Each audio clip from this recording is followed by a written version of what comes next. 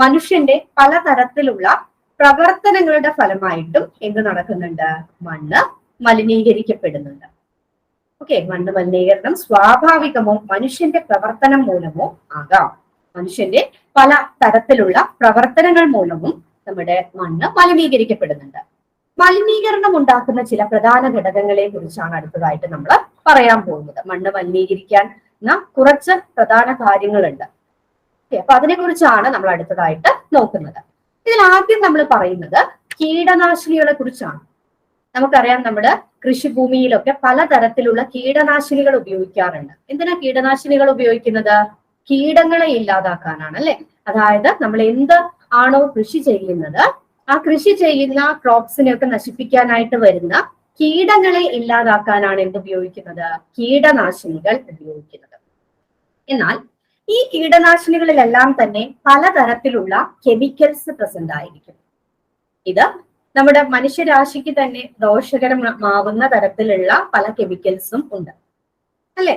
അപ്പോ ഈ കെമിക്കൽസ് നമ്മുടെ ശരീരത്തിലെത്തിയാലും പ്രശ്നമാണ്, അതുപോലെ തന്നെ നമ്മുടെ മണ്ണിലെത്തിയാലും പല രീതിയിലുള്ള പ്രശ്നങ്ങൾ ഉണ്ടാക്കുന്നുണ്ട്. അങ്ങനെ മണ്ണിനെ മലിനീകരിക്കുന്നുണ്ട്, മലിനമാക്കുന്നുണ്ട്. നോക്കാം, ഈ കീടനാശിനികളുടെ പ്രത്യേകത എന്ന് പറഞ്ഞാൽ ഇവ വെള്ളത്തിൽ ലയിക്കാത്തവയാണ്, വെള്ളത്തിൽ അലിഞ്ഞു ചേരാത്തവയാണ് കീടനാശിനികൾ. ജൈവ വിഘടനത്തിന് ഇവ വിധേയമാകുന്നില്ല, അതായത് ഇവ വിഘടിക്കുന്നില്ല, ജൈവ വിഘടനം ഇവയിൽ നടക്കുന്നില്ല. അതിനാൽ ഈ രാസവസ്തുക്കൾ ക്രമേണ തകരുകയില്ല, നിലത്ത് കുമിഞ്ഞുകൂടുകയാണ് ഇവ ചെയ്യുന്നത്. ഓക്കെ, അതായത് ഒന്നെങ്കിൽ വെള്ളത്തിൽ ലയിച്ച് ഇവ ഇല്ലാതാവണം, അല്ലെങ്കിൽ ഇവയ്ക്ക് ജൈവ വിഘടനം നടന്ന് ഇവ ഇല്ലാതാവണം. പക്ഷെ ഈ രണ്ട് കാര്യവും ഈ കീടനാശിനികളിൽ നടക്കുന്നില്ല. അതുകൊണ്ട് തന്നെ നമ്മൾ ഉപയോഗിക്കുന്ന കീടനാശിനികൾ ആ ഭൂമിയിൽ അതുപോലെ തന്നെ അടിഞ്ഞുകൂടി നിൽക്കുകയാണ്, അല്ലെങ്കിൽ കുമിഞ്ഞുകൂടി നിൽക്കുകയാണ് ചെയ്യുന്നത്. ഇതുകൊണ്ട് തന്നെ ഈ രാസവസ്തുക്കളുടെ കൈമാറ്റം ഭക്ഷ്യ ശൃംഖലയിലൂടെ താഴ്ന്നതിൽ നിന്നും ഉയർന്ന ട്രോഫിക തലത്തിലേക്ക് നടക്കുമ്പോൾ ഈ രാസവസ്തുക്കളുടെ സാന്ദ്രത വർദ്ധിക്കുന്നുമുണ്ട്. അതായത് ഈ കീടനാശിനികള് നമ്മുടെ ട്രോഫിക തലത്തിലൂടെ, ട്രോഫിക തലം എന്ന് പറയുമ്പോൾ നമുക്കറിയാം, അല്ലെ? ട്രോഫിക് ലെവൽ, നമ്മുടെ ഫുഡ് ചെയിനിലൂടെ ഒക്കെ പാസ് ചെയ്ത് പോകുമ്പോൾ, ഫുഡ് ചെയിൻ എന്ന് പറഞ്ഞാൽ എന്താണ്? ആഹാരം തിന്നുകയും തിന്നപ്പെടുകയും ചെയ്യുന്നു, അല്ലെ? അതായത് ചെറിയ ജീവികള്, പ്ലാന്റ്സിനെ ഭക്ഷിക്കുന്ന ജീവികളുണ്ട്, ഈ ജീവികളെ ഭക്ഷിക്കുന്ന മറ്റു ജീവികളുണ്ട്, അല്ലെ? അങ്ങനെ ഓരോ തലങ്ങൾ കഴിഞ്ഞ് ഉയർന്ന ട്രോഫിക തലത്തിൽ എത്തുമ്പോൾ എന്ത് സംഭവിക്കുന്നു? ഈ കീടനാശിനികളെല്ലാം തന്നെ ഈ താഴ്ന്ന പടിയിലുള്ള ജീവജാലങ്ങളുടെ ശരീരത്തിലൂടെ പ്രവേശിച്ച് എവിടേക്ക് എത്തുന്നുണ്ട്? ഉയർന്ന ട്രോഫിക തലത്തിലുള്ള ജീവജാലങ്ങളുടെ ശരീരത്തിലേക്കും പ്രവേശിക്കുന്നുണ്ട്. ഇങ്ങനെ പ്രവേശിക്കുമ്പോൾ ഇവയുടെ സാന്ദ്രത വർദ്ധിക്കുന്നു, ഡെൻസിറ്റി, അല്ലെ? ഇവരുടെ കൂടുതലായിട്ട് ഇവ എന്ത് ചെയ്യുന്നു? ഇത് കുമിഞ്ഞു കൂടുന്നു. ഓക്കെ, എന്നിട്ട് പലതരത്തിലുള്ള ആരോഗ്യ പ്രശ്നങ്ങളും ഇവ സൃഷ്ടിക്കുന്നുണ്ട്. അപ്പൊ മണ്ണിനെ മാത്രമല്ല ഈ കീടനാശിനികൾ മലിനീകരിക്കുന്നത്, അല്ലെ? മണ്ണിനെ മാത്രമല്ല നമ്മുടെ ശരീരത്തിലേക്ക് എത്തിക്കഴിഞ്ഞാൽ പലതരത്തിലുള്ള അസുഖങ്ങളും ഇത്തരം കീടനാശിനികൾ ഉണ്ടാക്കുന്നുണ്ട്. ഇനി അടുത്തതായിട്ട് പറയുന്നത് ക്ലോറിനേറ്റഡ് ഓർഗാനിക് വിഷങ്ങളെ കുറിച്ചാണ്. ക്ലോറിനേറ്റഡ് ഓർഗാനിക് വിഷങ്ങളെ കുറിച്ചാണ് നോക്കാം. അതായത് നിങ്ങൾ DDT ഒക്കെ കേട്ടിട്ടില്ലേ? അപ്പോ DDT മറ്റ് രാസവസ്തുക്കളും നാഡികളെ നശിപ്പിക്കുന്ന വിഷവസ്തുക്കളായി പ്രവർത്തിക്കുന്നു. ഓക്കെ, ഇവ എന്ത് ചെയ്യുന്നു? ഇവ നമ്മുടെ നാഡികളെ നശിപ്പിക്കുന്നു. നാഡികൾ എന്ന് പറയുമ്പോൾ നെർവ്സിനെ, അല്ലെ? നമ്മുടെ നെർവ്സിനെയൊക്കെ നശിപ്പിക്കുന്ന വിഷവസ്തുക്കളായിട്ട് പ്രവർത്തിക്കുന്നു. അപ്പൊ നമ്മൾ ഈ ഉപയോഗിക്കുന്ന DDT ഒക്കെ എന്ത് ചെയ്യുന്നു? ഇവ മണ്ണില് കുമിഞ്ഞു കൂടുന്നു. ഭക്ഷ്യ ശൃംഖലയിലൂടെ ഇവ പല ജീവികളുടെ ശരീരത്തിലൂടെയും വന്ന് മനുഷ്യനിലേക്കും എത്തുന്നു, അല്ലെ? മനുഷ്യനും പല കാര്യങ്ങൾ ഭക്ഷിക്കുന്നുണ്ട്. അപ്പൊ അതിലൂടെ മനുഷ്യന്റെ ശരീരത്തിലേക്കും ഇവ പ്രവേശിക്കുന്നുണ്ട്. എന്നിട്ട് എന്ത് ചെയ്യുന്നു? ഇവ നമ്മുടെ നാഡീ വ്യവസ്ഥയെ താറുമാറാക്കുന്നുണ്ട്. അതിനാൽ അവ മനുഷ്യർക്ക് അപകടകാരിയാണ്. ഇത് ചില കാർഷിക മേഖലകളിലെ ഫീൽഡ് തൊഴിലാളികളുടെ കീടനാശിനി സംബന്ധമായ മരണത്തിലേക്കും നയിച്ചിട്ടുണ്ട്. ഈ ക്ലോറിനേറ്റഡ് ഓർഗാനിക് വിഷങ്ങൾ മണ്ണിൽ കുമിഞ്ഞു കൂടുന്നത് മൂലം മണ്ണിന്റെ ഫലപുഷ്ടി നഷ്ടപ്പെടുന്നു. അതോടൊപ്പം തന്നെ മണ്ണ് മലിനീകരിക്കപ്പെടുന്നുണ്ട്. മാത്രമല്ല ഉയർന്ന തലങ്ങളിലുള്ള ജീവജാലങ്ങളുടെ ഒക്കെ നാഡീ വ്യവസ്ഥയെ ഇത് താറുമാറിലാക്കുന്നു. മരണം വരെ സംഭവിക്കാറുണ്ട്. അപ്പൊ ഇത്തരം ഭൂമിയിലൊക്കെ, ഇത്തരം കൃഷിഭൂമിയിലൊക്കെ അവിടെ കൃഷി ചെയ്യുന്ന കർഷകരില് ഈ ഒരു ക്ലോറിനേറ്റഡ് ഓർഗാനിക് വിഷങ്ങളുടെ ഫലമായിട്ട് മരണം വരെ സംഭവിക്കുന്നുണ്ട്. ഇനി അടുത്തതായി പറയുന്നത് കളനാശിനികളെ കുറിച്ചാണ്. കളനാശിനി എന്ന് പറഞ്ഞാൽ എന്താണ്? നമ്മൾ എന്തെങ്കിലുമൊക്കെ കൾട്ടിവേറ്റ് ചെയ്തെടുക്കുകയാണെങ്കിൽ, നമ്മൾ കൃഷി ചെയ്തെടുക്കുകയാണെങ്കിൽ അതില് ചില കളകളൊക്കെ വളർന്നു വരാറുണ്ട് അല്ലെ? നമുക്ക് ആവശ്യമില്ലാത്ത കാര്യങ്ങളാണ് ഈ കളകളൊക്കെ. അപ്പൊ അതിനൊക്കെ നശിപ്പിച്ച് കളയാനായിട്ടാണ് എന്ത് ഉപയോഗിക്കുന്നത്? കളനാശിനികൾ ഉപയോഗിക്കുന്നത്. കളനാശിനികൾ പ്രകൃതിയെ പോലും ബാധിക്കുന്നു, പരിസ്ഥിതി സൗഹൃദമല്ല. ഓക്കെ, ഈ കളനാശിനികള് നമ്മുടെ പരിസ്ഥിതിയൊക്കെ ദോഷകരമായി ബാധിക്കുന്നുണ്ട്. ഇവ മണ്ണിന്റെ ഫലഭൂഷ്ടി നഷ്ടപ്പെടുത്തുന്നു, മണ്ണ് മലിനമാക്കുന്നു. ഓർഗാനോ ക്ലോറിനുകളോളം ദോഷകരമല്ലെങ്കിലും മിക്ക കളനാശിനികളും വിഷാംശമുള്ളവയാണ്. മിക്ക കളനാശിനികളും എന്തുള്ളതാണ്? വിഷാംശം അടങ്ങിയിട്ടുള്ളവയാണ്. അവ ജനന വൈകല്യങ്ങൾക്കും കാരണമാകുന്നുണ്ട്. അപ്പോ ഈ കളനാശിനികളൊക്കെ നമ്മൾ മണ്ണിലേക്ക് ആണിത് എന്ത് ചെയ്യുന്നത്? സ്പ്രേ ചെയ്യുന്നത്, കളനാശിനികളൊക്കെ അല്ലെങ്കിൽ മിക്സ് ചെയ്യുന്നത്. കളകളൊക്കെ ഒഴിവാക്കാനാണെങ്കിലും എന്താ ചെയ്യുന്നുണ്ട്? ഇവ മണ്ണിന്റെ ഫലഭൂഷ്ടി നഷ്ടപ്പെടുത്തുന്നു, മണ്ണ് മലിനീകരിക്കുന്നു. അതോടൊപ്പം തന്നെ പല ജനന വൈകല്യങ്ങൾക്കും ഈ ഒരു കളനാശിനികൾ കാരണമാകുന്നുണ്ട്. അജൈവ വളങ്ങൾ.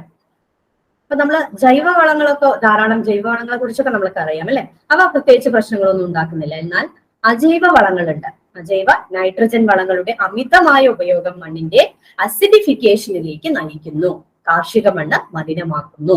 അതായത് വളങ്ങൾ എപ്പോഴും ജൈവ വളങ്ങളാണ് ഉപയോഗിക്കേണ്ടത്. പക്ഷെ കർഷകരൊക്കെ ലാർജ് സ്കെയിലൊക്കെ പല കാര്യങ്ങളും കൃഷി ചെയ്തെടുക്കുമ്പോൾ അവിടെ ജൈവ വളങ്ങൾക്ക് പകരം എന്ത് ഉപയോഗിക്കുന്നു? അജൈവ വളങ്ങൾ ഉപയോഗിക്കുന്നു.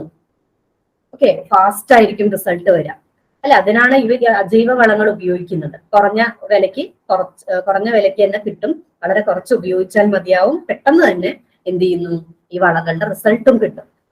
പക്ഷേ അത് എന്ത് ചെയ്യുന്നു? അജൈവ വളങ്ങൾ ആ മണ്ണിന്റെ ഫലഭൂഷ്ടിയൊക്കെ പിന്നീട് ആ ഒരു കൃഷിഭൂമി ഒന്നും അല്ലാത്ത രീതിയിലാക്കി മാറ്റും. ഓക്കെ, അതായത് മലിനീകരിക്കപ്പെട്ട മണ്ണാക്കി മാറ്റും. അപ്പോ ഇത്തരം അജൈവ വളങ്ങളുടെ ഉപയോഗം ശരിക്കും നമ്മൾ എന്ത് ചെയ്യണം? കുറയ്ക്കണം.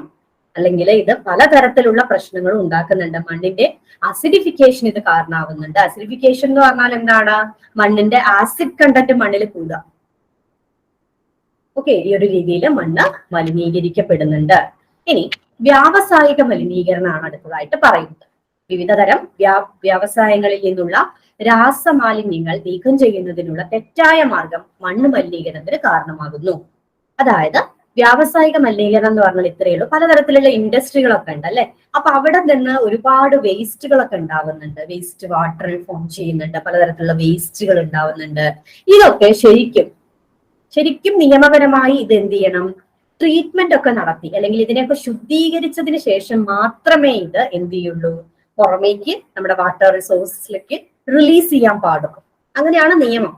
എന്നാൽ പല വ്യാവസായിക ശാലകളിലും എന്ത് ചെയ്യുന്നു? ഇവ ശരിയായ രീതിയിൽ ആ വേസ്റ്റ് ഒന്നും റിമൂവ് ചെയ്യാതെ എന്ത് ചെയ്യുന്നു? ഇത് പുറമേക്ക് ഇവര് പുറന്തള്ളുന്നു.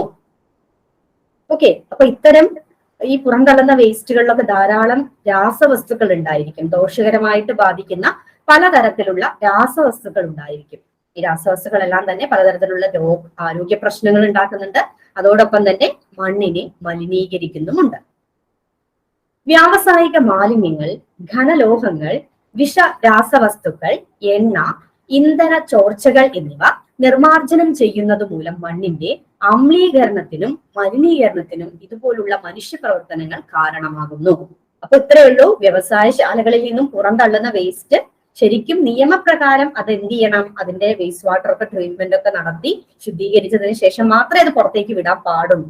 പക്ഷെ പല സ്ഥലങ്ങളിലും ഇതൊന്നും ചെയ്യാതെ നേരിട്ട് പുറമേക്ക് റിലീസ് ചെയ്യുന്നു. ഇതിന്റെ ഫലമായിട്ട് എന്ത് ചെയ്യുന്നുണ്ട്? നമ്മുടെ മണ്ണ് മലിനീകരിക്കപ്പെടുന്നുണ്ട്. ക്ലിയർ അല്ലേ? ഇനി അടുത്തതായി പറയുന്നത് ഖരമാലിന്യങ്ങളെ കുറിച്ചാണ്. ഖരമാലിന്യങ്ങൾ എന്ന് പറയുമ്പോൾ നമുക്ക് പെട്ടെന്ന് ഓർമ്മ വരിക നമ്മുടെ പ്ലാസ്റ്റിക്കുകളെ കുറിച്ചാണ് അല്ലെ? പ്ലാസ്റ്റിക്, ക്യാൻസർ പോലെയുള്ള പല തരത്തിലുള്ള രോഗങ്ങളൊക്കെ ഉണ്ടാക്കുന്ന ഈ ഒരു പ്ലാസ്റ്റിക് ക്യാനുകള്, അതുപോലെ മറ്റ് ഖരമാലിന്യങ്ങൾ എന്നിവ മണ്ണ് മലിനീകരണത്തിന് കാരണമാകുന്നുണ്ട്. ഓക്കെ, അതുപോലെ ബാറ്ററികൾ പോലുള്ള ഇലക്ട്രിക് വസ്തുക്കൾ നീക്കം ചെയ്യുന്നത് ദോഷകരമായ രാസവസ്തുക്കളുടെ സാന്നിധ്യം മൂലം മണ്ണിൽ പ്രതികൂല ഫലമുണ്ടാക്കുന്നു. ബാറ്ററികളൊക്കെ നമ്മൾ പുറമേക്ക് ഒഴിവാക്കാറുണ്ട് അല്ലെ? അപ്പൊ ഇതിൽ നിന്നൊക്കെ പുറമേക്ക് റിലീസ് ചെയ്യുന്ന ചില രാസവസ്തുക്കളുണ്ട്. ഇതൊക്കെ നമ്മുടെ മണ്ണിന്റെ ഫലഭൂഷ്ടി താറുമാറാക്കുന്നു. ഉദാഹരണത്തിന് ബാറ്ററികളിൽ അടങ്ങിയിരിക്കുന്ന ലിഥിയം മണ്ണിന്റെ മലിനീകരണത്തിന് കാരണമാകും. ബാറ്ററികളിലൊക്കെ ലിഥിയം അടങ്ങിയിട്ടുണ്ട്. ഇത് മണ്ണിൽ മിക്സ് ചെയ്യുമ്പോൾ എന്താവുന്നു? ഇത് മണ്ണ് മലിനീകരിക്കപ്പെടുന്നുണ്ട്. ഇനി നഗര പ്രവർത്തനങ്ങളെ കുറിച്ചാണ് അടുത്തതായിട്ട് പറയുന്നത്. ശരിയായ മാലിന്യ നിർമ്മാർജ്ജനത്തിന്റെ അഭാവം, ശരിയായ ഡ്രൈനേജിന്റെ അഭാവം എന്നിവ മണ്ണിന് അമിതമായ നാശം ഉണ്ടാക്കുന്നു. അതായത് ശരിയായ മാലിന്യ നിർമ്മാർജ്ജനത്തിന്റെ അഭാവം, ശരിയായ രീതിയിൽ മാലിന്യം നിർമ്മാർജ്ജനം ചെയ്യാതെ ഇരിക്കുക. അതുപോലെ തന്നെ ശരിയായ രീതിയിൽ ഡ്രെയിനേജുകളൊക്കെ, ഡ്രെയിനേജ് എന്ന് പറഞ്ഞാൽ എന്താ? വേസ്റ്റ് വാട്ടർ ഒക്കെ ഒഴുകുന്ന, നമ്മുടെ വീടുകളിൽ നിന്നാണെങ്കിലും ഒക്കെ ഓഫീസുകളിൽ നിന്നാണെങ്കിലും ഒക്കെ പലതരത്തിലുള്ള വേസ്റ്റ് വാട്ടർ ഒക്കെ ഉണ്ടാവുന്നുണ്ട് അല്ലെ. ബാത്റൂം വേസ്റ്റ് ആയിരിക്കാം, അല്ലെങ്കിൽ നമ്മുടെ കിച്ചണിൽ നിന്ന് വരുന്ന വേസ്റ്റ് ആയിരിക്കാം. ഇതിലൊക്കെ പലതരത്തിലുള്ള വസ്തുക്കളും അടങ്ങിയിട്ടുണ്ടാവും അല്ലെ. രാസവസ്തുക്കൾ ഉണ്ടായിരിക്കും, ഡിറ്റർജൻസ്, അതുപോലെ സോപ്പ് അല്ലെ. പലതരത്തിലുള്ള രാസവസ്തുക്കളും ഒക്കെ ഈ ഒരു വെള്ളത്തിൽ, ഡ്രെയിനേജിൽ അടങ്ങിയിട്ടുണ്ടായിരിക്കും. ഇത് മണ്ണിൽ എത്തിക്കഴിഞ്ഞാൽ എന്ത് സംഭവിക്കുന്നു? മണ്ണ് മലിനീകരിക്കപ്പെടുന്നു. മനുഷ്യർ പുറന്തള്ളുന്ന ഈ മാലിന്യങ്ങളിൽ പാർപ്പിട പ്രദേശങ്ങളിൽ നിന്നുള്ള രാസമാലിന്യങ്ങളും അടങ്ങിയിട്ടുണ്ടായിരിക്കും. ഓക്കെ, മനുഷ്യന് പുറന്തള്ളുന്ന ഇത്തരം മാലിന്യങ്ങളില് എന്തൊക്കെ അടങ്ങിയിട്ടുണ്ടായിരിക്കും? രാസമാലിന്യങ്ങളും ഉണ്ടായിരിക്കും. രാസമാലിന്യങ്ങൾ മാത്രമല്ല, ഖരമാലിന്യങ്ങളും ഇതിൽ ഉണ്ടായിരിക്കും. ഇതൊക്കെ മണ്ണിന് ദോഷകരമായി ബാധിക്കുന്നുണ്ട്. ഇനി അടുത്തതായി നമ്മൾ പറയുന്നത്, എങ്ങനെ നമുക്ക് ഈ ഒരു സോയിൽ പൊല്യൂഷനെ നമുക്ക് എങ്ങനെ പ്രിവെന്റ് ചെയ്യാം, മണ്ണ് മലിനീകരണത്തെ എങ്ങനെ നമുക്ക് തടയാം എന്നുള്ളതാണ് അടുത്തതായിട്ട് പറയുന്നത്.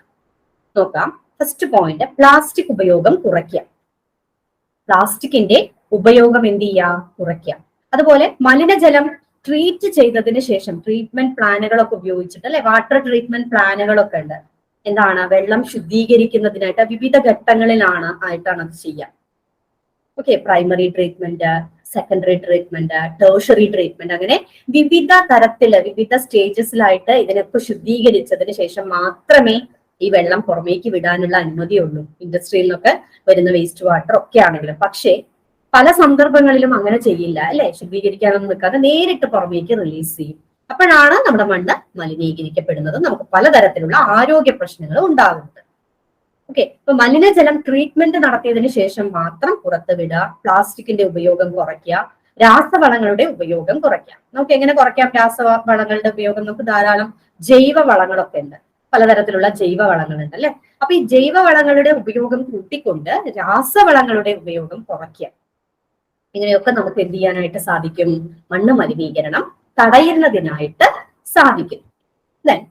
ഇനി അടുത്തതായിട്ട് പറയുന്നത് സോയിൽ ഇറോഷൻ അഥവാ മണ്ണൊലിപ്പിനെ കുറിച്ചാണ്. സോയിൽ ഇറോഷൻ നോക്കാം. ഇതിന് സോയിൽ ഇറോഷൻ എന്ന് പറഞ്ഞാൽ എന്താ? മണ്ണൊലിപ്പ് എന്ന് പറഞ്ഞാൽ എന്താണ്? മണ്ണിന്റെ മേൽമണ്ണ് ഒഴുകി പോവുക. ശക്തമായ കാറ്റോ മഴയോ ഒക്കെ കൊണ്ട് നമ്മുടെ മേൽമണ്ണ് ഒഴുകി പോവുക. നമുക്കറിയാം, മേൽമണ്ണ് എന്ന് പറഞ്ഞാൽ അത്രയും നല്ല മണ്ണായിരിക്കും. ഈ മേൽമണ്ണില് നല്ല ഫലഭൂഷ്ടിയുള്ള മണ്ണാണ്. അവിടെയാണ് നമ്മൾ സാധാരണ കൃഷി ചെയ്യുക അല്ലെ, മേൽമണ്ണിലാണ്. അപ്പൊ ഈ മേൽമണ്ണ് മഴ കൊണ്ടോ കാറ്റുകൊണ്ടോ ഒക്കെ എന്ത് ചെയ്യുക? അത് ഒഴുകി പോവുക, ഒലിച്ചു പോവുക. ഓക്കെ, അതാണ് സോയിൽ ഇറോഷൻ എന്നതുകൊണ്ട് അർത്ഥാക്കുന്നത്, മണ്ണൊലിപ്പ് അഥവാ സോയിൽ ഇറോഷൻ. പ്രധാന കാരണങ്ങൾ നമ്മൾ ഓൾറെഡി പറഞ്ഞു. ജലം അല്ലെങ്കിൽ മഴ ഒഴുകുന്ന വെള്ളം കൊണ്ടോ അല്ലെങ്കിൽ കാറ്റ് കൊണ്ടോ ഒക്കെ മേൽമണ്ണ് ഒലിച്ചു പോവാം. ഇതാണ് സോയിൽ ഇറോഷൻ എന്ന് പറയുന്നത്. അപ്പോ ഇങ്ങനെ നമുക്ക് സോയിൽ ഇറോഷന്റെ പരിഹാര മാർഗങ്ങൾ നമുക്കറിയാം. നമ്മുടെ മണ്ണൊലിപ്പ് തടയാനായിട്ട് വൃക്ഷങ്ങളും മരങ്ങളും ചെടികളും ഒക്കെ നല്ലോണം സഹായിക്കുന്നുണ്ട് അല്ലെ. എങ്ങനെയാണ് സഹായിക്കുന്നത്? അവരുടെ വേരുകളിലൂടെ, വേരുകൾ ഇങ്ങനെ ആ ഒരു മണ്ണില് പടർന്നു നിൽക്കുമ്പോൾ ഈ വേരുകൾ എന്ത് ചെയ്യുന്നുണ്ട്? മണ്ണൊലിപ്പ് തടഞ്ഞു നിർത്തുന്നുണ്ട്. അപ്പൊ നമുക്ക് മണ്ണൊലിപ്പ് ഉള്ള ഭാഗങ്ങളിലൊക്കെ വൃക്ഷങ്ങളൊക്കെ വെച്ച് പിടിപ്പിക്കാം അല്ലെ, വനവൽക്കരണം നടത്താം. ഇങ്ങനെയൊക്കെ നമുക്ക് മണ്ണൊലിപ്പ് തടയാം. അതുപോലെ തന്നെ ടെറസിംഗ്, കോണ്ടൂർ ബണ്ടിങ് എന്ന് പറയും. ടെറസിംഗ് എന്ന് പറഞ്ഞാൽ കോണ്ടൂർ ബണ്ടിങ് എന്നുകൂടി ഇതിന് പറയും. അതായത് നമ്മൾ കഴിഞ്ഞ ക്ലാസ്സിൽ പറഞ്ഞിരുന്നു, ഒരു നിരപ്പായ ഭൂമി അതിനെ തട്ടുകളാക്കി മാറ്റി അതിൽ കൃഷി ചെയ്യാം. അതെന്ത് ചെയ്യാം? എന്തിനു സഹായിക്കും? സോയിൽ ഇറോഷൻ തടയുന്നതിനായിട്ട് സഹായിക്കും. അതുപോലെ വിളപര്യയം എന്ന് പറഞ്ഞാൽ എന്താ? ക്രോപ്പ് റൊട്ടേഷൻ ആണ് അല്ലെ, ഓർക്കുന്നില്ലേ? ക്രോപ്പ് റൊട്ടേഷൻ ആണ്. അപ്പൊ ഈ ക്രോപ്പ് റൊട്ടേഷൻ നടത്തിക്കൊണ്ട്, അതായത് ക്രോപ്പ് റൊട്ടേഷൻ എന്ന് പറഞ്ഞാൽ എന്തായിരുന്നു? ആദ്യം ഒരു ഭൂമിയിൽ ഒരു വിള കൃഷി ചെയ്യുന്നു, പിന്നെ അത് റിപ്പീറ്റ് ചെയ്യാതെ വീണ്ടും അടുത്ത വിള അവിടെ വേറെ ഒരു ക്രോപ്പ് അവിടെ കൾട്ടിവേറ്റ് ചെയ്തെടുക്കുക. അപ്പൊ ഇങ്ങനെയൊക്കെ ചെയ്യുന്നതിലൂടെ നമുക്ക് എന്തിന് സാധിക്കുന്നു? നമ്മുടെ സോയിൽ ഇറോഷൻ പ്രിവെന്റ് ചെയ്യാം, മണ്ണൊലിപ്പ് തടയാനായിട്ട് സാധിക്കും. ഓക്കെ, അപ്പൊ ഇത്രയും കാര്യങ്ങളാണ് നമുക്ക് ഈ ഒരു ഭാഗത്ത് നിന്ന് പഠിക്കാനുള്ളത്. അപ്പോൾ ഈ ഒരു ടോപ്പിക് ഇവിടെ വൈൻഡപ്പ് ചെയ്യാണ്. മറ്റൊരു വീഡിയോ ക്ലാസ്സുമായി നമുക്ക് ഉടൻ തന്നെ കാണാം. Thank you.